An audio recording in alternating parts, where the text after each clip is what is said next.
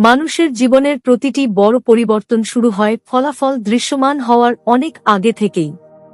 এটি শুরু হয় খুব নির্বে চিন্তার ভেতরে, বারবার নেওয়া সিদ্ধান্তের ভেতরে, এবং এমন সব ছোট ছোট মুহূর্তের ভেতরে যা বেশিরভাগ মানুষের নজরেই পড়ে না। বড় হওয়ার পথে আমরা কল্পনা করি যে জীবন কোনো একটি বড় সিদ্ধান্ত বা নাটকীয় পরিবর্তনের মাধ্যমে বদলে যায়, কিন্তু সত্যটা অনেক বেশি সূক্ষ্ম। জীবন বদলায় আপনার দিনের সবচেয়ে ছোট ছোট কোণগুলোতে, এমন সব কাজে যা আপনি কোনো প্রশংসা বা স্বীকৃতি ছাড়াই বারবার করে যান, যখন কেউ আপনাকে দেখছে না। তবুও এই অলক্ষিত কাজগুলোই নির্বে আপনার পুরো জীবনের গতিপথ নির্ধারণ করে দেয়। মানুষ পরিবর্তনকে ভুল বোঝে কারণ তারা ভুল জায়গায় এর খোঁজ করে। তারা অর্জন, মাইলফলক এবং দৃশ্যমান সাফল্যের সন্ধান করে, কিন্তু প্রতিটি ফলাফলই হল অনেক আগে গড়ে ওঠা অভ্যাসের বিলম্বিত প্রভাব। জীবনের কোনো কিছুই বড় আকারে শুরু হয় না।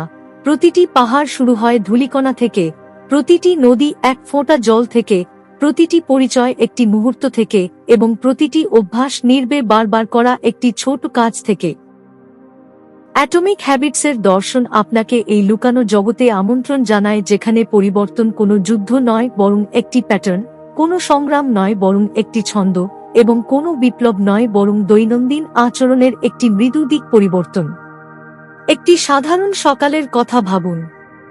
আপনার চোখ পুরোপুরি খোলার আগে, কথা বলার আগে, এমনকি উঠে দাঁড়ানোর আগেই আপনার মন গতকালকে আজকের ভেতরে বয়ে নিয়ে আসে। মস্তিষ্ক প্যাটার্ন মনে রাখে, আর সেই প্যাটার্নগুলোই আমাদের অনুভূতি, প্রতিক্রিয়া এবং পরিচয় তৈরি করে। ঘুম থেকে ওঠার মুহূর্তেই যদি আপনি ফোনের দিকে হাত বাড়ান, তবে আপনার দিনটি শুরু হয় মনোযোগহীনতায়। যদি আপনি জল পান করেন এবং 1 মিনিট শান্ত হয়ে বসেন, তবে আপনার দিনটি শুরু হয় একটি উদ্দেশ্য নিয়ে। পার্থক্যটি ছোট মনে হতে পারে, কিন্তু বারবার করলে এই ছোট ছোট পছন্দগুলোই বিশাল শক্তিতে পরিণত হয়, যা আপনার জীবনের বছরগুলোকে রূপ দেয়। এই অধ্যায়ের অন্যতম শক্তিশালী উপলব্ধি হল, আপনার জীবন মাঝে মাঝে নেওয়া বড় সিদ্ধান্তগুলো দিয়ে নয়, বরং প্রতিদিন নেওয়া ছোট ছোট সিদ্ধান্তগুলো দিয়ে তৈরি হয়। জীবনের দিক তৈরি হয় পুনরাবৃত্তি থেকে, অনুপ্রেরণা থেকে নয়। মস্তিষ্ক চাপ বা হঠাৎ তীব্রতা পছন্দ করে না, বরং এটি নিশ্চয়তা, সহজতা এবং পরিচিতি পছন্দ করে। এ কারণেই ছোট থেকে শুরু করা কোনো দুর্বলতা নয়, এটি একটি কৌশল। এটি আপনাকে কোনো বাধা ছাড়াই এগিয়ে যেতে এবং স্বাভাবিকভাবে গতি তৈরি করতে সাহায্য করে। একই স্বপ্ন দেখা দুজন মানুষের কথা ভাবুন। একজন রাতারাতি সবকিছু বদলে ফেলার সিদ্ধান্ত নেয়, ভোরে ওঠা, কঠোর ব্যায়াম, নিখুঁত খাবার, প্রতিদিন পড়াশোনা, ধ্যান, ঘুম ঠিক করা এবং জীবনের প্রতিটি ক্ষেত্র একসাথে উন্নত করা। এটি শুরুতে শক্তিশালী মনে হয়, কিন্তু কয়েক দিনের মধ্যেই অনুপ্রেরণার জায়গা নেয় ক্লান্তি, আর পুরনো অভ্যাসগুলো আগের চেয়েও শক্তিশালী হয়ে ফিরে আসে। দ্বিতীয় ব্যক্তি একটি শান্ত পথ বেছে নেয়, 2 মিনিট হাঁটা, একটি অনুচ্ছেদ পড়া, 1 গ্লাস জল খাওয়া, 30 সেকেন্ডের জন্য শান্ত থাকা। এই কাজগুলো এতই ছোট যে মস্তিষ্ক এগুলোতে বাধা দেয় না। সময়ের সাথে সাথে এগুলো রুটিনে পরিণত হয়। রুটিন পরিণত হয় পরিচয়, আর পরিচয়ের জন্য তখন আর আলাদা অনুপ্রেরণার প্রয়োজন হয় না। এটি বইটির অন্যতম গভীর একটি ধারণার দিকে নিয়ে যায়। পরিচয় মানে আপনি নিজেকে কি ভাবেন তা নয়, বরং আপনি বারবার যা করেন তাই আপনার পরিচয়।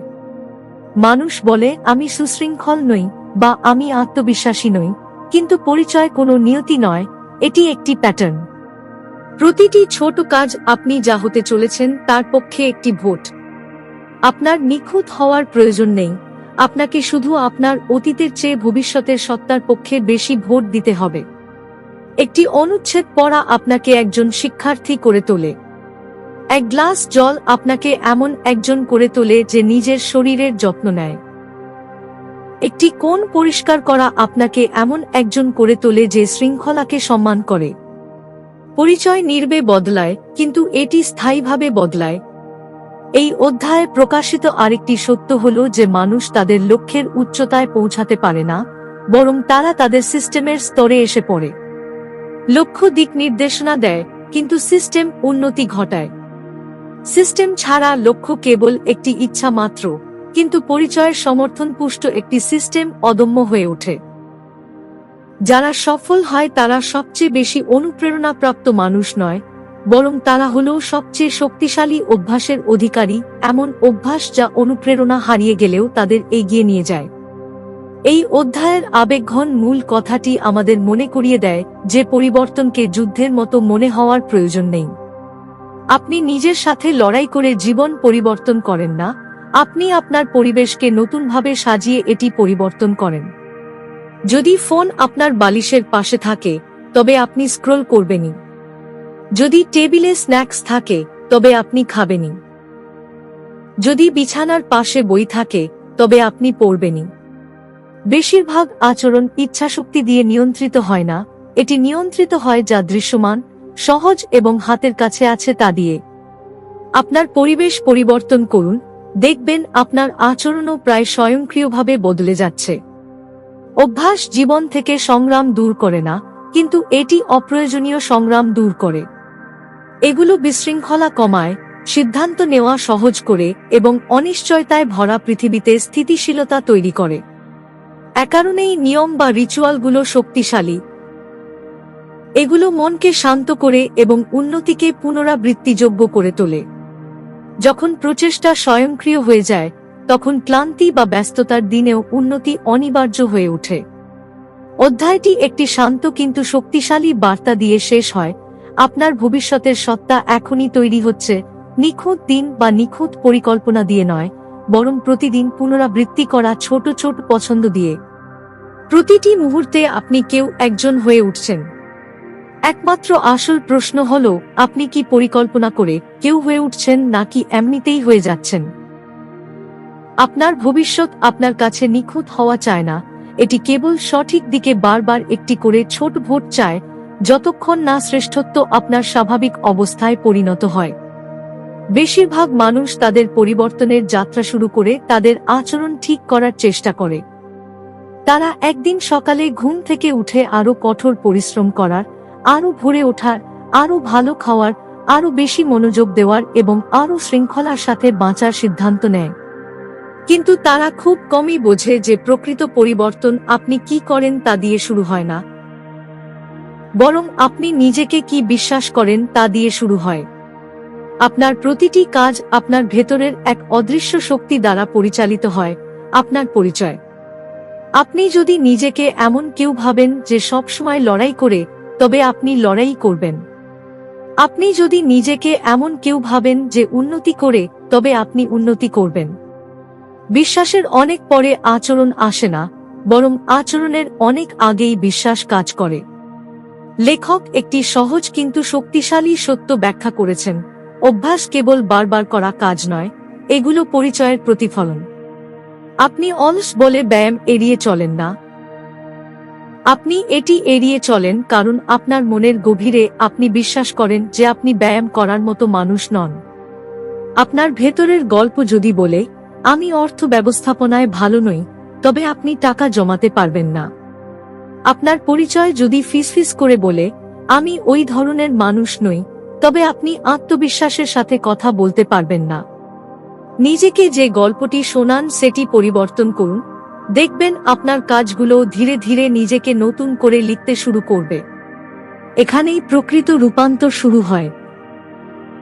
নিজেকে নতুন কিছু করতে বাধ্য করার মাধ্যমে নয়, বরং ছোট ছোট প্রমাণের মাধ্যমে নতুন কেউ হয়ে ওঠার মাধ্যমে। মস্তিষ্কের বিশাল প্রমাণের প্রয়োজন নেই। এটি নাটকীয় পরিবর্তন চায় না, এটি কেবল ধারাবাহিক সংকেত চায়। একটি ছোট কাজ যথেষ্টবার পুনরাবৃত্তি করলে তা নতুন পরিচয়ের প্রমাণ হয়ে ওঠে। আজ একটি পৃষ্ঠা পড়ুন, আপনি একজন পাঠক হয়ে উঠবেন। 2 মিনিট হাঁটুন, আপনি এমন একজন হবেন যে সচল থাকে। নিজের কাছে দেওয়া একটি ছোট প্রতিশ্রুতি রক্ষা করুন, আপনি এমন একজন হবেন যে কথা রাখে। পরিচয় ঘোষণার মাধ্যমে নয়, বরং শান্ত প্রমাণের মাধ্যমে তৈরি হয়। লেখক আইডেন্টিটি লুপ বা পরিচয়ের চক্রের কথা বলেছেন। পরিচয় অভ্যাস তৈরি করে, আর অভ্যাস পরিচয়কে শক্তিশালী করে। এটি এমন একটি চক্র যা হয় আপনাকে আটকে রাখে অথবা আপনাকে বদলে দেয়। যখন আপনি বারবার নিজের কাছে দেওয়া প্রতিশ্রুতি ভঙ্গ করেন, আপনার মস্তিষ্ক আপনাকে অনির্ভরযোগ্য হিসেবে চিহ্নিত করে। যখন আপনি বারবার উপস্থিত হন, এমনকি ছোটভাবে হলেও, আপনার মস্তিষ্ক আপনাকে সুশৃঙ্খল হিসেবে চিহ্নিত করে। সময়ের সাথে সাথে আপনি কেবল সুশৃঙ্খল আচরণই করেন না, আপনি নিজেকে সুশৃঙ্খল অনুভব করেন। আর যখন আপনি তা অনুভব করেন, তখন চালিয়ে যাওয়ার জন্য আর অনুপ্রেরণার প্রয়োজন হয় না। আচরণটি তখন স্বাভাবিক হয়ে যায়, কারণ এটি আপনার বিশ্বাসের সাথে মিলে যায়। এটি ব্যাখ্যা করে কেন জোর করে চাপিয়ে দেওয়া অভ্যাসগুলো স্থায়ী হয় না। যখন আপনি নিজেকে এমন সব আচরণের দিকে ঠেলে দেন যা আপনার পরিচয়ের সাথে মেলে না, তখন প্রচেষ্টাটি খুব ভারী মনে হয়। আপনি দৌড়ান কারণ আপনাকে দৌড়াতে হবে, আপনি দৌড়বিদ বলে নয়। আপনি পড়েন কারণ আপনার পড়া উচিত, আপনি শিক্ষার্থী বলে নয়। অভ্যাসটি তখন প্রকাশের বদলে শাস্তির মতো মনে হয়। কিন্তু যখন অভ্যাস পরিচয়ের সাথে মিলে যায়, তখন প্রচেষ্টা সহজ হয়ে যায়। আপনি আর শৃঙ্খলার পেছনে ছোটেন না, আপনি এটি প্রকাশ করেন। আপনি আর উন্নতির চেষ্টা করেন না, আপনি কেবল সেই মানুষ হিসেবে বাঁচেন যে উন্নতি করে। আরেকটি গভীর ধারণা হল পরিচয় নমনীয়, স্থির নয়। অনেক মানুষ ব্যক্তিত্বকে নিয়তি হিসেবে গণ্য করে। তারা বলে, আমি আসলে ধারাবাহিক নই, অথবা আমি সব সময় এমনই ছিলাম। কিন্তু লেখক মনে করিয়ে দেন যে পরিচয় পাথরে লেখা কোনো কিছু নয়, এটি পুনরাবৃত্তির মাধ্যমে লেখা হয়। যে মুহূর্তে আপনি একটি নতুন আচরণের পুনরাবৃত্তি করেন, এমনকি একবার হলেও, পুরনো পরিচয় ভাঙতে শুরু করে। আর যে মুহূর্তে আপনি এটি আবার করেন, নতুন পরিচয় রূপ নিতে শুরু করে। শুরু করার জন্য আপনার আত্মবিশ্বাসের অপেক্ষায় থাকার প্রয়োজন নেই, শুরু করার মাধ্যমেই আপনি আত্মবিশ্বাস অর্জন করেন। কাজের আগে স্বচ্ছতার প্রয়োজন নেই, কাজ থেকেই স্বচ্ছতা জন্মায়। অধ্যায়টি পরিচয় পরিবর্তনের আবেগীয় দিকটিও স্পর্শ করে। বেশিরভাগ মানুষ ব্যর্থতাকে ভয় পায় না, তারা এমন কেউ হয়ে উঠতে ভয় পায় যাকে তারা চিনতে পারে না। পরিবর্তন অস্বস্তিকর মনে হয় কারণ এটি আমাদের পরিচিত সত্তাকে চ্যালেঞ্জ করে। এমনকি খারাপ অভ্যাসগুলো নিরাপদ মনে হয় কারণ সেগুলো আমাদের চেনা। উন্নতি ঝুঁকিপূর্ণ মনে হয় কারণ এটি একটি নতুন পরিচয় নিয়ে আসে। কিন্তু প্রতিটি অর্থপূর্ণ রূপান্তরের জন্য একটি সাহসী সিদ্ধান্তের প্রয়োজন। আপনি যা ছিলেন তা ত্যাগ করা, যাতে আপনি যা হতে চলেছেন তাতে পা রাখতে পারেন। লেখক এই অন্তর্দৃষ্টিকে দৈনন্দিন জীবনে ফিরিয়ে এনে মনে করিয়ে দেন যে পরিচয় মাইলফলক দিয়ে নয়, মুহূর্ত দিয়ে তৈরি হয়। এটি তৈরি হয় যখন আপনি 5 মিনিট আগে ঘুম থেকে ওঠার সিদ্ধান্ত নেন। এটি তৈরি হয় যখন আপনি জল পান করার সিদ্ধান্ত নেন। এটি তৈরি হয় যখন আপনি ফোনের দিকে হাত না বাড়িয়ে শান্ত হয়ে বসার সিদ্ধান্ত নেন। এই মুহূর্তগুলোর কোনোটিই বিরক্তপূর্ণ মনে হয় না, কিন্তু একসাথে তারা নির্বে আপনার একটি নতুন সংস্করণ তৈরি করে, একটি করে পছন্দের মাধ্যমে। এই অধ্যায়ের শেষে বার্তাটি পরিষ্কার এবং শক্তিশালী হয়ে ওঠে। আপনি একটি নতুন জীবনধারা তাড়া করে জীবন পরিবর্তন করেন না, আপনি সেই ধরনের মানুষ হয়ে ওঠার মাধ্যমে জীবন পরিবর্তন করেন যে স্বাভাবিকভাবেই সেই জীবনধারা মেনে চলে। আপনি আপনার লক্ষ্যের উচ্চতায় পৌঁছান না, আপনি আপনার পরিচয়ের স্তরে এসে পড়েন। তাই আপনি কি করেন তা যদি বদলাতে চান, তবে আপনি প্রতিদিন কি হওয়ার অনুশীলন করছেন তা বদলানোর মাধ্যমে শুরু করুন। এবং অধ্যায়টি একটি সহজ চিন্তার মাধ্যমে শেষ হয় যা পড়ার অনেক পরেও মনে থেকে যায়। আজ আপনি যে প্রতিটি কাজ করছেন তা আপনার সেই সত্তাকে তৈরি করছে যার সাথে আপনি আগামীকাল দেখা করবেন। প্রশ্নটি আপনি পরিবর্তন হচ্ছেন কি না তা নয়, প্রশ্নটি হলো আপনি কে হয়ে উঠছেন। বুদ্ধিমত্তার সাথে বেছে নিন, চাপের সাথে নয় বরং ধৈর্যের সাথে। কারণ পরিচয় একদিনে তৈরি হয় না, এটি তৈরি হয় শান্ত নীরবতায়। বেশিরভাগ মানুষ জীবন পরিবর্তনে ব্যর্থ হয় ক্ষমতার অভাবে নয়, তারা ব্যর্থ হয় কারণ তারা উন্নতি কিভাবে কাজ করে তা ভুল বোঝে। তারা তাৎক্ষণিক ফলাফল, দৃশ্যমান উন্নতি এবং দ্রুত রূপান্তর আশা করে। যখন সেই ফলাফলগুলো আসে না, তারা ধরে নেয় তাদের মধ্যে কোনো সমস্যা আছে। কিন্তু সত্যটা আরও সহজ এবং দয়ালু, উন্নতি প্রায় নির্বে ঘটে। প্রকৃত পরিবর্তন মাটির নিচে বাড়তে থাকে অনেক আগে থেকেই, দৃশ্যমান হওয়ার আগে। আর যারা তাড়াতাড়ি হাল ছেড়ে দেয় তারা কখনোই দেখতে পায় না যে তাদের প্রচেষ্টার নিচে নির্বে কি তৈরি হচ্ছিল। লেখক প্লাটো অফ ল্যাটেন্ট পটেনশিয়াল বা সুপ্ত সম্ভাবনার মালভূমি নামক একটি শক্তিশালী ধারণা প্রবর্তন করেছেন, এমন একটি পর্যায় যেখানে আপনি উন্নতি করছেন কিন্তু তা এখনো দেখতে পাচ্ছেন না। এটি হলো সন্দেহের ঋতু, যখন অভ্যাসগুলো বিরক্তিকর এবং অর্থহীন মনে হয়, যখন অনুপ্রেরণা হারিয়ে যায় এবং মন ফিসফিস করে বলে এতে কোনো কাজ হচ্ছে না, কিন্তু সেই হতাশার নিচে পরিবর্তন জমা হতে থাকে, ঠিক যেমন বাঁধের পেছনে জলের চাপ জমা হয়। একদিন বাঁধ ভেঙে যায় এবং পৃথিবী একে হঠাৎ সাফল্য বলে, কিন্তু আপনি সত্যটা জানেন, এটি ছিল কয়েক সপ্তাহ বা মাসের অদৃশ্য ধারাবাহিকতার ফল। এই অধ্যায়টি ব্যাখ্যা করে কেন ছোট ছোট জয়গুলো মানুষের মনের জন্য এত গুরুত্বপূর্ণ। মস্তিষ্ক দূরের কোনো সাফল্য দিয়ে অনুপ্রাণিত হয় না, এটি উন্নতির তাৎক্ষণিক প্রমাণ দিয়ে শক্তি পায়। যখন আপনি একটি ছোট কাজ সম্পন্ন করেন, আপনার মস্তিষ্ক একটি শান্ত পুরস্কারের অনুভূতি দেয় যা বলে এটি গুরুত্বপূর্ণ। সেই অনুভূতি সূক্ষ্ম হতে পারে, কিন্তু এটি আত্মবিশ্বাস তৈরি করে। আত্মবিশ্বাস গতি তৈরি করে, গতি পরিচয় তৈরি করে, আর পরিচয় বৃদ্ধিকে স্বাভাবিক করে তোলে। এ কারণেই 2 মিনিটের একটি অভ্যাস আপনার জীবনকে 2 ঘন্টার একটি পরিকল্পনার চেয়ে বেশি কার্যকরভাবে বদলে দিতে পারে। সময়ের সাথে সাথে উন্মোচিত 2টি ভিন্ন পথের কথা ভাবুন। এক জীবনে একজন ব্যক্তি ছোট ছোট নেতিবাচক অভ্যাসের পুনরাবৃত্তি করে, অতিরিক্ত স্ক্রিন টাইম, দায়িত্ব এড়িয়ে যাওয়া, সিদ্ধান্ত নিতে দেরি করা, স্বাস্থ্যকে অবহেলা করা। এই পছন্দগুলোর কোনোটিই সেই মুহূর্তে বিপজ্জনক মনে হয় না, কিন্তু 10 বছর পর সেই ছোট সিদ্ধান্তগুলোর ওজন অনেক ভারী হয়ে যায়। শক্তি কমে যায়, আত্মবিশ্বাস সংকুচিত হয় এবং সুযোগগুলো দূরে মনে হয়। সেই ব্যক্তি এমন এক জীবনে আটকা পড়ে যা সে সচেতনভাবে বেছে নেয়নি, অথচ বাস্তবে সে প্রতিটি ছোট মুহূর্তে এটিই বেছে নিয়েছিল।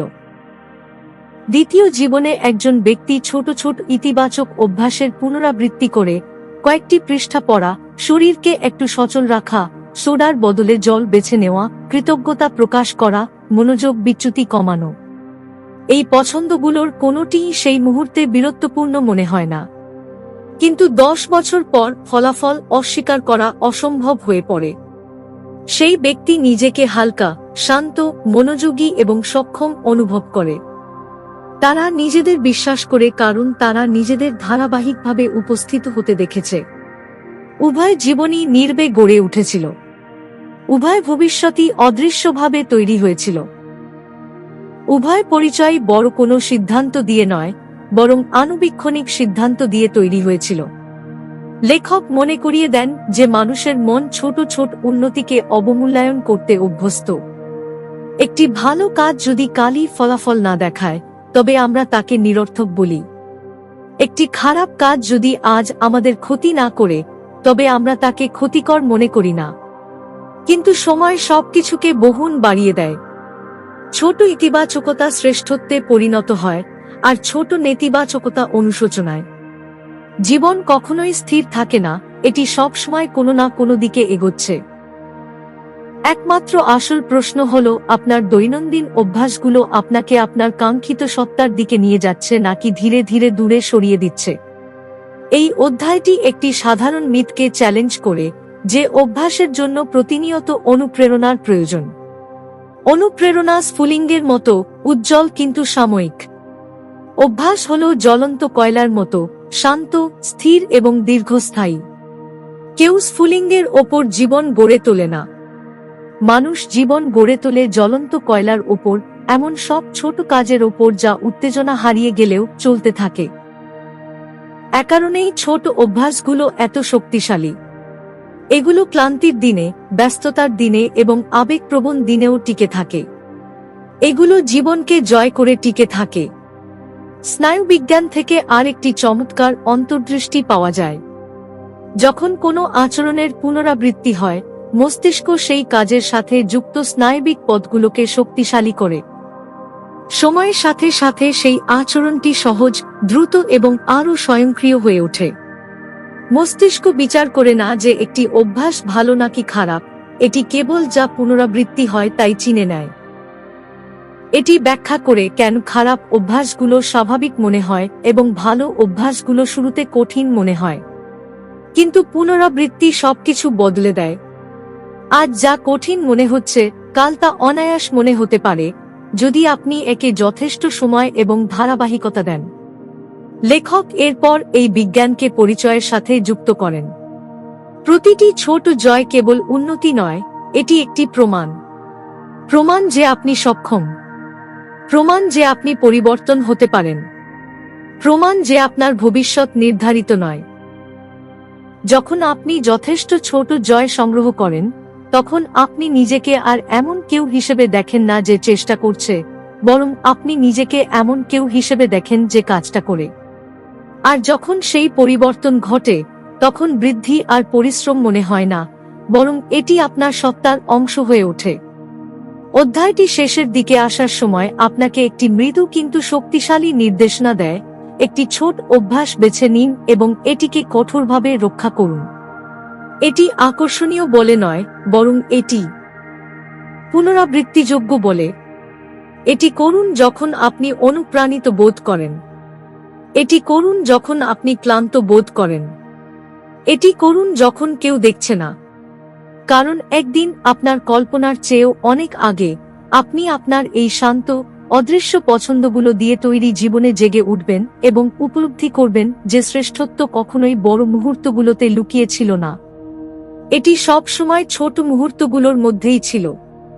বেশিরভাগ মানুষ বিশ্বাস করে যে তাদের আচরণ ইচ্ছাশক্তি, শৃঙ্খলা এবং অনুপ্রেরণা দ্বারা চালিত হয়। তারা ভাবে যে তারা যদি আরও কঠোর চেষ্টা করে, তবে অবশেষে তারা তাদের কাঙ্ক্ষিত মানুষ হয়ে উঠতে পারবে। কিন্তু এই অধ্যায়টি একটি শান্ত এবং অনেক বেশি শক্তিশালী সত্য প্রকাশ করে।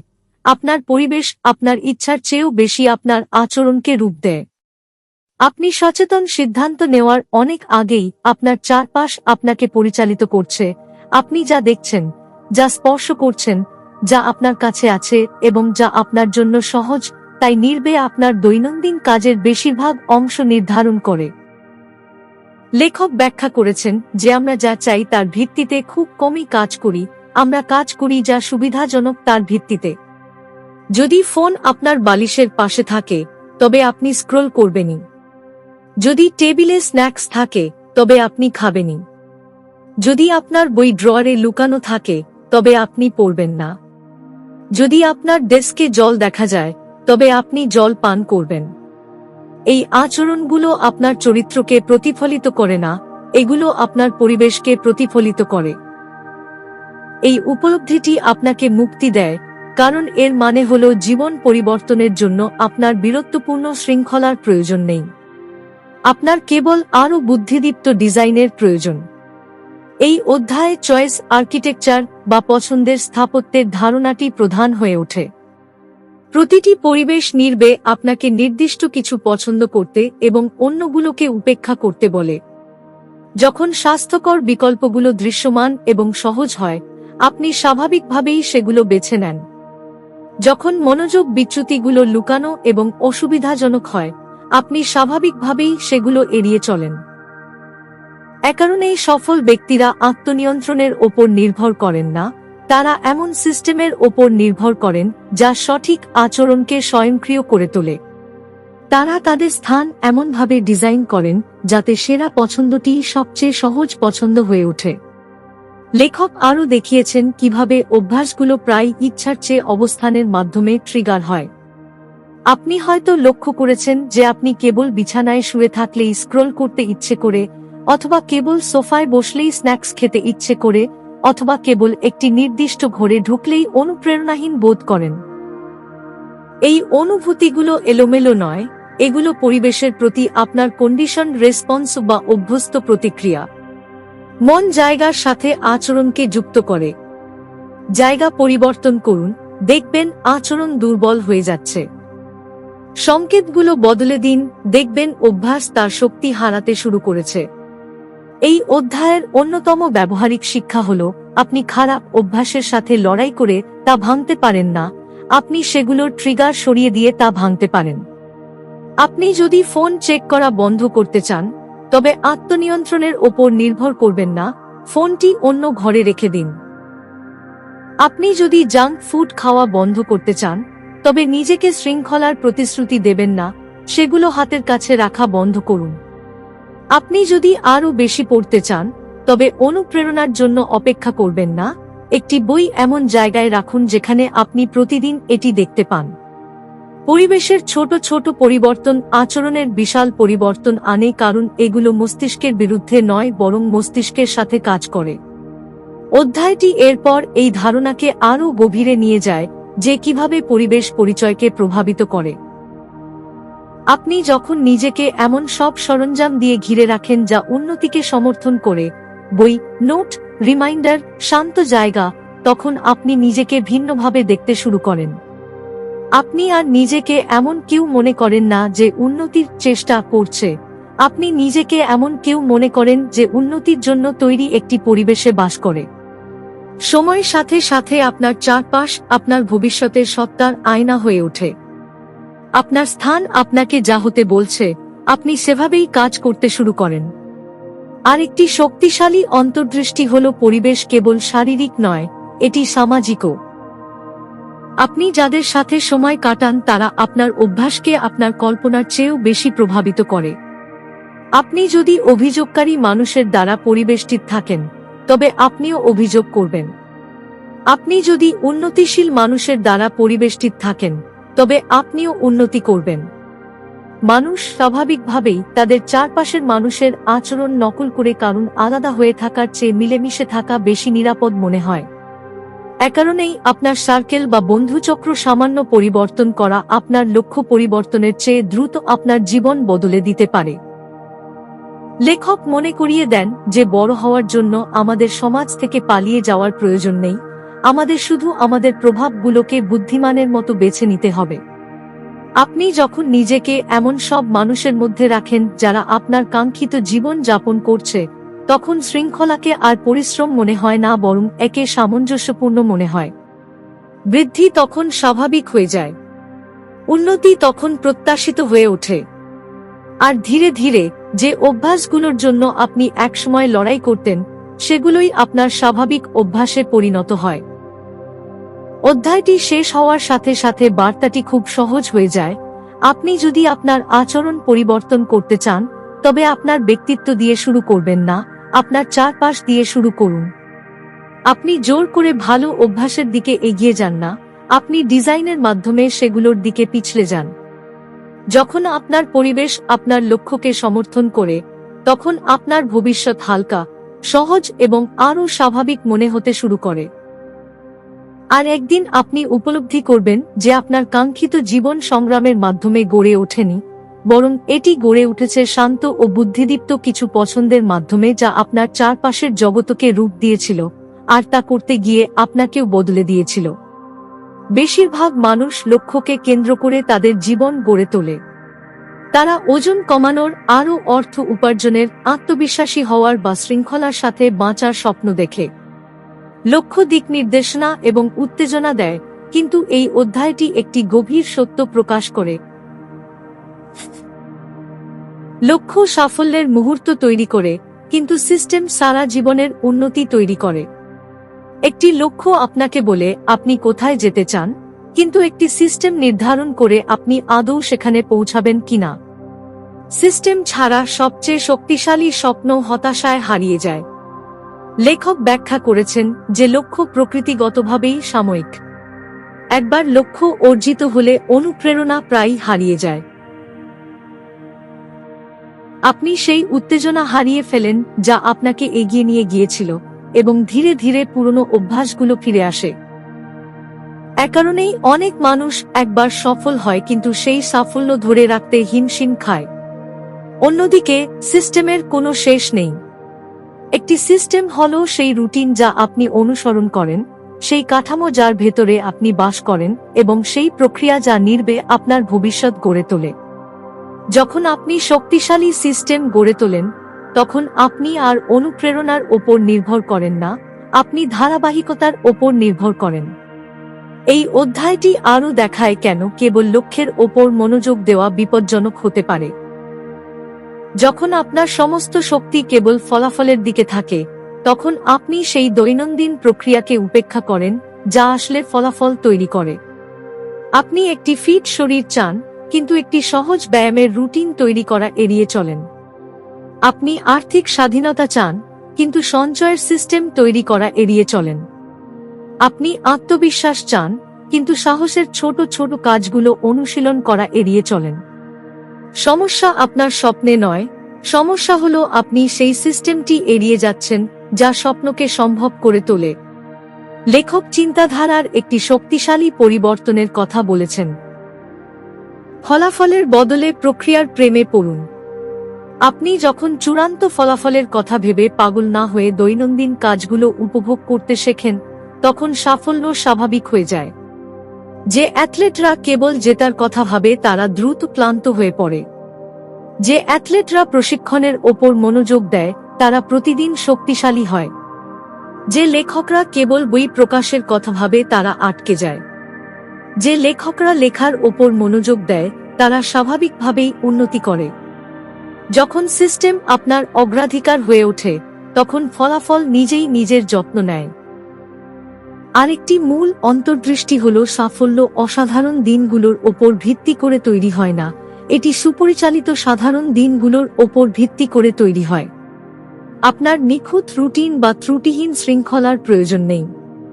আপনার প্রয়োজন সহজ, পুনরাবৃত্তিযোগ্য সিস্টেম যা আপনি খারাপ দিনেও অনুসরণ করতে পারেন। যে সিস্টেম কেবল আপনি অনুপ্রাণিত বোধ করলেই কাজ করে, তা কোনো আসল সিস্টেম নয়। একটি আসল সিস্টেম কাজ করে যখন আপনি ক্লান্ত, ব্যস্ত, বিরক্ত বা নিরুৎসাহিত থাকেন। কাঠামোর প্রকৃত শক্তি এখানেই, আবেগ যখন পারে না, তখন এটি আপনাকে এগিয়ে নিয়ে যায়। লেখক সিস্টেমকে পরিচয়ের সাথেও যুক্ত করেছেন। আপনি যখন যথেষ্ট সময় ধরে একটি সিস্টেম অনুসরণ করেন, এটি আপনি নিজেকে কিভাবে দেখেন তা বদলে দিতে শুরু করে।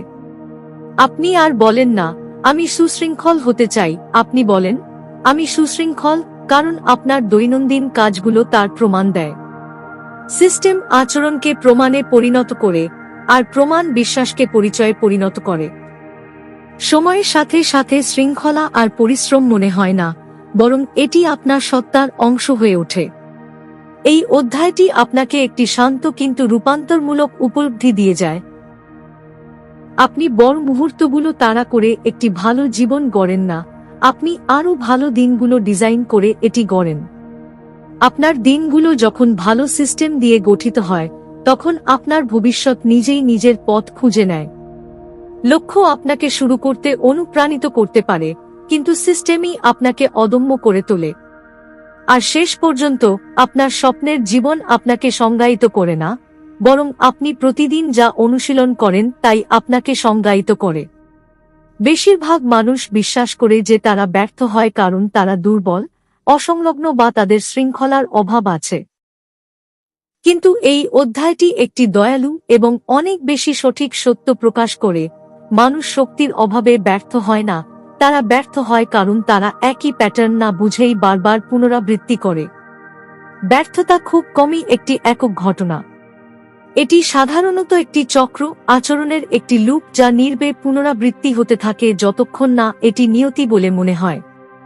যে মুহূর্তে আপনি এটি বুঝতে পারবেন, ব্যর্থতা আর ব্যক্তিগত ত্রুটি মনে হবে না, বরং এটি একটি সিস্টেমের সমস্যা মনে হবে যা নতুন করে ডিজাইন করা সম্ভব।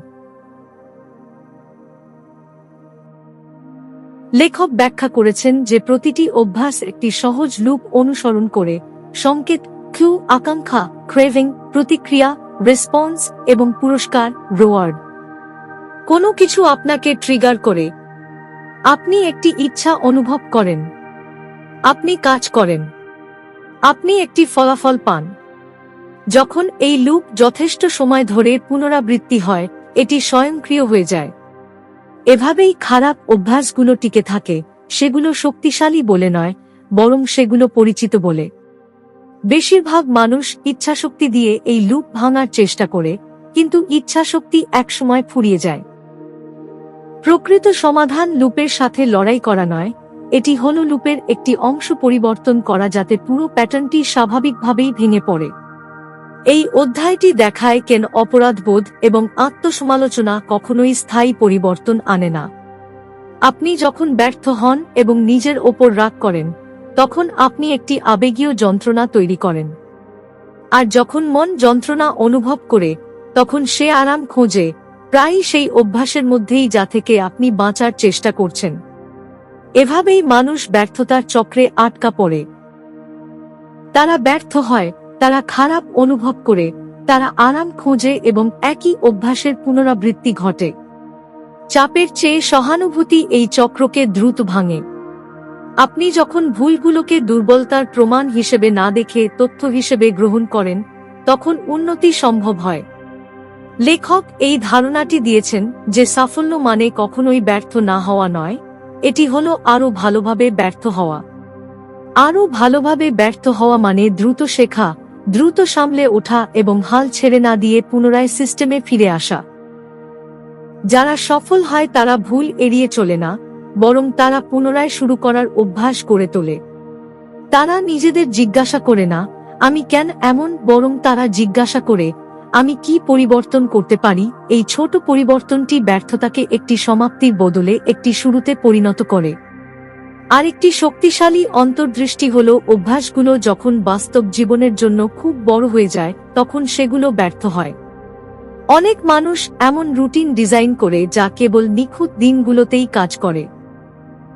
তারা দীর্ঘ ব্যায়াম, দীর্ঘ পড়াশোনা এবং কঠোর সময়সূচির পরিকল্পনা করে যা জীবন একটু অগোছালো হলেই ভেঙে পড়ে। লেখক মনে করিয়ে দেন যে একটি অভ্যাস যা কেবল সবকিছু ঠিক থাকলেই কাজ করে, তা কোনো অভ্যাস নয়, তা একটি কল্পনা। প্রকৃত অভ্যাসকে ক্লান্তির দিনে, ব্যস্ততার দিনে এবং আবেগপ্রবণ দিনেও টিকে থাকতে হবে। অভ্যাস যত ছোট হবে, তার টিকে থাকার ক্ষমতা তত বেশি হবে। এই অধ্যায়টি আরও শেখায় যে আপনি অনুপ্রেরণার মাধ্যমে ব্যর্থতা থেকে উঠে দাঁড়ান না, আপনি স্ট্রাকচার বা কাঠামোর মাধ্যমে উঠে দাঁড়ান। আপনি যখন দুর্বলতার মুহূর্তগুলো থেকে সিদ্ধান্ত নেওয়ার ক্ষমতা সরিয়ে নেন, তখন আপনি নিজেকে একই ভুলের পুনরাবৃত্তি থেকে রক্ষা করেন। আপনার অভ্যাস যদি আপনার অনুভূতির ওপর নির্ভর করে, তবে আপনার মন খারাপ থাকলে তা ব্যর্থ হবে। আপনার অভ্যাস যদি একটি সিস্টেমের ওপর নির্ভর করে, তবে আবেগ ওঠানামা করলেও এটি চলতে থাকবে। কাঠামো ইচ্ছাকে নির্ভরযোগ্যতায় পরিণত করে। লেখক এরপর ব্যক্তিগত উন্নয়নের অন্যতম গুরুত্বপূর্ণ দক্ষতার দিকে মনোযোগ আকর্ষণ করেন, কোনো নাটকীয়তা ছাড়াই পুনরায় শুরু করতে শেখা। অনেক মানুষ একটি দিন বাদ পড়লে তাকে বিপর্যয় মনে করে। তারা একটি ব্যায়াম, একটি পড়াশোনা বা একটি স্বাস্থ্যকর খাবার বাদ দেয় এবং হঠাৎ বিশ্বাস করতে শুরু করে যে পুরো যাত্রাই নষ্ট হয়ে গেছে। কিন্তু উন্নতি এত ভঙ্গুর নয়। একটি ভুল প্রগতিকে ধ্বংস করে না, প্রগতি ধ্বংস হয় এই বিশ্বাস থেকে যে একটি ভুল মানেই আপনাকে থেমে যেতে হবে। আসল দক্ষতা হলো নিখুঁত হওয়া নয়, বরং দ্রুত ফিরে আসা। অধ্যায়টি শেষের দিকে আসার সময় একটি গভীর মুক্তির বার্তা দেয়। আপনি ভেঙে যাননি, আপনি কেবল একটি প্যাটার্নে আটকে আছেন। আর প্যাটার্ন পরিবর্তন করা যায়। আপনি দুর্বল নন, আপনি মানুষ। আর মানুষ শাস্তির মাধ্যমে নয়, বরং বোঝার মাধ্যমে বড় হয়। যে মুহূর্তে আপনি নিখুঁত হওয়ার চেষ্টা ছেড়ে দিয়ে ধারাবাহিক হওয়ার চেষ্টা শুরু করবেন, ব্যর্থতা আপনার ওপর তার ক্ষমতা হারাবে। আপনি আর পড়ে যাওয়ার ভয় পাবেন না, আপনি শিখবেন কিভাবে উঠে দাঁড়াতে হয়। অধ্যায়টি একটি শান্ত স্মারক দিয়ে শেষ হয় যা পড়ার অনেক পরেও মনে থেকে যায়। প্রতিটি ব্যর্থতা একটি শিক্ষা বহন করে, আর প্রতিটি শিক্ষা পুনরায় শুরু করার সুযোগ দেয়। জীবন পরিবর্তনের জন্য আপনার নতুন কোনো ব্যক্তিত্বের প্রয়োজন নেই, আপনার প্রয়োজন একটি ভালো সিস্টেম এবং নিজের সাথে একটি দয়ালু সম্পর্ক।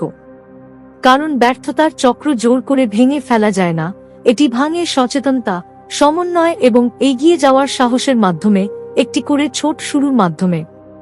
বেশিরভাগ মানুষ হাল ছেড়ে দেয় কারণ পরিবর্তন অসম্ভব তা নয়, বরং উন্নতি অদৃশ্য মনে হয় বলে। তারা আশা, শক্তি এবং দৃঢ় সংকল্প নিয়ে শুরু করে, কিন্তু যখন দিন যায় এবং ফলাফল আসে না, তখন ধীরে ধীরে সন্দেহ দানা বাঁধে। এই অধ্যায়টি ব্যক্তিগত উন্নয়নের অন্যতম ভুল বোঝা সত্য ব্যাখ্যা করে।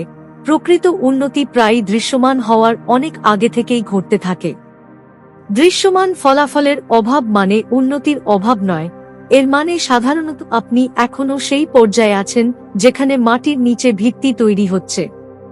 লেখক রূপান্তরের এই অদৃশ্য পর্যায়টি বর্ণনা করতে প্লাটো অফ ল্যাটেন্ট পটেনশিয়াল বা সুপ্ত সম্ভাবনার মালভূমি নামক ধারণাটি ব্যবহার করেছেন। এটি হল প্রচেষ্টা এবং ফলাফলের মাঝখানের সেই জায়গা যেখানে আপনি কাজ করে যাচ্ছেন কিন্তু কিছুই বদলাচ্ছে না বলে মনে হচ্ছে। এটি সেই ঋতু যেখানে অনুপ্রেরণা কমে যায়, উত্তেজনা হারিয়ে যায় এবং মন ফিসফিস করে বলে এসব করে কোনো লাভ নেই। তবু এটি সেই পর্যায় যেখানে ভবিষ্যতের সাফল্য নির্বে তৈরি হচ্ছে অভ্যাস দিয়ে, পুনরাবৃত্তি দিয়ে, যদিও প্রমাণ করার মতো কোনো তাৎক্ষণিক পুরস্কার নেই। এই ধারণাটি পরিষ্কার করতে লেখক একটি সহজ চিত্র তুলে ধরেছেন। একটি ঠান্ডা ঘরে রাখা বরফের টুকরোর কথা ভাবুন। ঘরের তাপমাত্রা 25 ডিগ্রি থেকে ধীরে ধীরে 31 ডিগ্রি পর্যন্ত বাড়ল, কিন্তু কিছুই হল না। বরফ গলে না। এটি আগের মতোই দেখায়। কিন্তু যে মুহূর্তে তাপমাত্রা 32 ডিগ্রিতে পৌঁছায়, বরফ গলতে শুরু করে। বেশিরভাগ মানুষ গলে যাওয়ার মুহূর্তটি উদযাপন করে, কিন্তু আসল কাজ হয়েছিল তার আগের সেই শান্ত তাপমাত্রা পরিবর্তনের সময়গুলোতে। উন্নতি কখনোই অনুপস্থিত ছিল না, এটি কেবল সঠিক মুহূর্ত না আসা পর্যন্ত অদৃশ্য ছিল। এই অধ্যায়টি শেখায় যে মানুষ প্রায় ফলাফলের অভাবকে ক্ষমতার অভাব বলে ভুল করে। তারা বলে আমি এতে ভালো নই, আমি বদলাতে পারবো না, অথবা এটি আমার জন্য কাজ করে না, যখন বাস্তবে তারা কেবল খুব তাড়াতাড়ি থেমে গিয়েছিল। উন্নতির জন্য ধৈর্যের প্রয়োজন, কারণ এর পুরস্কার বিলম্বিত হয়। আজ আপনি যে অভ্যাসগুলো অনুশীলন করছেন তা হয়তো কালই আপনার জীবন বদলে দেবে না, কিন্তু সেগুলো নির্বে আপনার সেই সত্তাকে তৈরি করছে যা আপনি আগামী বছর হতে চলেছেন। আপনি যখন এটি বুঝতে পারবেন, তখন আপনি তাৎক্ষণিক ফলাফলের দাবি করা বন্ধ করবেন এবং প্রক্রিয়ার ওপর বিশ্বাস রাখতে শুরু করবেন। আরেকটি শক্তিশালী শিক্ষা হল, যে কোনো রূপান্তরের সবচেয়ে বিপজ্জনক সময় হল ঠিক বড় কোনো সাফল্যের আগের মুহূর্তটি। এটি সেই বিন্দু যেখানে প্রচেষ্টা বৃথা মনে হয় এবং আশা ক্ষীণ হয়ে আসে। অনেক মানুষ ঠিক এই মুহূর্তেই হাল ছেড়ে দেয়। তারা বুঝতে পারে না যে তারা দৃশ্যমান পরিবর্তনের একদম দ্বারপ্রান্তে দাঁড়িয়ে আছে। লেখক মনে করিয়ে দেন যে প্রতিটি বড় সাফল্যের গল্প বাইরে থেকে হঠাৎ মনে হলেও ভেতর থেকে তা ধীর এবং অনিশ্চিত ছিল। জগৎ যাকে রাতারাতি সাফল্য বলে, তা প্রায়ই বছরের পর বছর ধরে চলা অদৃশ্য প্রস্তুতির ফল। অধ্যায়টি কোনো প্রশংসা ছাড়াই ধারাবাহিক থাকার আবেগীয় চ্যালেঞ্জ নিয়ে আলোচনা করে। উন্নতি যখন দৃশ্যমান হয় এবং প্রশংসা পাওয়া যায়, তখন অনুপ্রাণিত থাকা সহজ। কিন্তু উন্নতি যখন একাকী এবং অলক্ষিত মনে হয়, তখন চালিয়ে যাওয়া অনেক বেশি কঠিন। তবু এখানেই প্রকৃত শক্তি তৈরি হয়, স্বীকৃতির মুহূর্তে নয়, বরং শান্ত অধ্যবসায়ের মুহূর্তে। যখন আপনি হাততালি ছাড়াই উপস্থিত হতে শেখেন, তখন আপনি এমন এক স্থিতিস্থাপকতা তৈরি করেন যা কোনো ব্যর্থতা ধ্বংস করতে পারে না। লেখক এই ধারণাকে পরিচয়ের সাথে যুক্ত করেছেন। ফলাফল না দেখেও প্রতিবার চালিয়ে যাওয়া প্রমাণ করে যে আপনি সুশৃঙ্খল, ধৈর্যশীল এবং প্রতিশ্রুতিবদ্ধ। এই প্রমাণটি শক্তিশালী কারণ এটি আপনি নিজেকে কিভাবে দেখেন তা বদলে দেয়। আত্মবিশ্বাসী বোধ করার জন্য আপনি আর সাফল্যের ওপর নির্ভর করেন না, আপনি আপনার চালিয়ে যাওয়ার ক্ষমতার ওপর নির্ভর করেন। আর সেই আত্মবিশ্বাস শক্তির উৎস হয়ে ওঠে যা আপনাকে প্রতিটি চ্যালেঞ্জের মধ্য দিয়ে এগিয়ে নিয়ে যায়। এই অধ্যায়টি একটি মৃদু কিন্তু গুরুত্বপূর্ণ মানসিকতার পরিবর্তনের কথা শেখায়। ফলাফল দিয়ে উন্নতি পরিমাপ করা বন্ধ করুন এবং উপস্থিতি দিয়ে তা পরিমাপ করা শুরু করুন। আপনি কি আজ উপস্থিত ছিলেন? আপনি কি অভ্যাসের পুনরাবৃত্তি করেছেন? আপনি কি একটি ছোট পদক্ষেপ নিয়েছেন? উত্তর যদি হ্যাঁ হয়, তবে উন্নতি ঘটছে, এমনকি আয়নায় তা এখনো দেখা না গেলেও। এই চিন্তাধারা আপনাকে নিরুৎসাহ হওয়া থেকে রক্ষা করে এবং অনুপ্রেরণা হারিয়ে গেলেও আপনাকে সচল রাখে। অধ্যায়টি শেষের দিকে আসার সময় একটি শান্ত কিন্তু শক্তিশালী সত্য রেখে যায়, আপনি নির্ভয়ে যে কাজগুলো করেন তাই সেই জীবন গড়ে তোলে যা আপনি একদিন উদযাপন করবেন। আপনার প্রক্রিয়াকে ত্বরান্বিত করার প্রয়োজন নেই, ফলাফল জোর করে আনার প্রয়োজন নেই। আপনাকে কেবল বিশ্বাস করতে হবে যে প্রতিটি ছোট কাজ আপনার ভবিষ্যতের তাপমাত্রায় 1 ডিগ্রি করে যোগ করছে এবং একদিন যখন সঠিক মুহূর্ত আসবে সবকিছু বদলাতে শুরু করবে। বেশিরভাগ মানুষ বিশ্বাস করে যে সাফল্যের জন্য প্রতিনিয়ত প্রচেষ্টা, অফুরন্ত অনুপ্রেরণা এবং অটুট শৃঙ্খলার প্রয়োজন। তারা কল্পনা করে যে ভালোভাবে বাঁচার জন্য তাদের প্রতিদিন শক্তি এবং তীব্রতা দিয়ে নিজেদের ঠেলে দিতে হবে। কিন্তু এই অধ্যায়টি একটি অনেক বেশি টেকসই ধারণা দেয়, সেরা জীবন সেটি নয় যা ইচ্ছাশক্তির ওপর নির্ভর করে, বরং সেটি যা স্বয়ংক্রিয়ভাবে চলে। আপনার অভ্যাসগুলো যখন বুদ্ধিমানের মতো ডিজাইন করা হয়, তখন আপনাকে আর নিজের সাথে লড়াই করতে হয় না।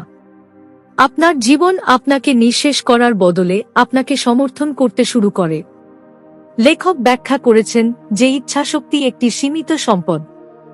আপনি এটি কিছুক্ষণের জন্য ব্যবহার করতে পারেন, কিন্তু শেষ পর্যন্ত এটি ক্লান্ত হয়ে পড়ে। এ কারণেই মানুষ সকালে ভালো সিদ্ধান্ত নেয় এবং রাতে খারাপ সিদ্ধান্ত নেয়। তারা দুর্বল নয়, তারা মানুষ। সমাধান হলো নিজের কাছে বেশি শৃঙ্খলা দাবি না করে দিনটিকে এমনভাবে সাজানো যাতে কম সিদ্ধান্ত নিতে হয়। যখন ভালো অভ্যাসগুলো স্বয়ংক্রিয় হয়ে যায়, তখন আপনাকে আর সেগুলো করার জন্য নিজেকে বোঝাতে হয় না। আপনি সেগুলো করেন কারণ আপনার জীবন সেভাবেই সাজানো। এই অধ্যায়টি দেখায় যে অটোমেশন কেবল প্রযুক্তির জন্য নয়, এটি আচরণের জন্য। আপনি যখন আগের রাতে আপনার কাপড় গুছিয়ে রাখেন, তখন আপনি সকালে ব্যায়াম করার সিদ্ধান্ত নেওয়ার ঝামেলা দূর করেন। যখন আপনি স্বাস্থ্যকর খাবার তৈরি রাখেন, তখন ভালো খাওয়ার সিদ্ধান্ত নেওয়া সহজ হয়ে যায়। যখন আপনি আপনার কাজের সময় নির্ধারণ করেন, তখন প্রতিদিনের মনোযোগ দেওয়ার বিতর্কটি শেষ হয়ে যায়। প্রতিটি সিদ্ধান্ত সরিয়ে নেওয়া মানে ঘর্ষণ বা বাধা কমিয়ে দেওয়া। আর যখন বাধা অদৃশ্য হয়ে যায়, ধারাবাহিকতা তখন স্বাভাবিক হয়ে ওঠে। লেখক এই ধারণাটি দিয়েছেন যে সবচেয়ে শক্তিশালী অভ্যাসগুলো বীরত্বপূর্ণ নয়, এগুলো অদৃশ্য। এগুলো অন্যদের মুগ্ধ করে না, কিন্তু এগুলো আপনাকে বিশৃঙ্খলা থেকে রক্ষা করে।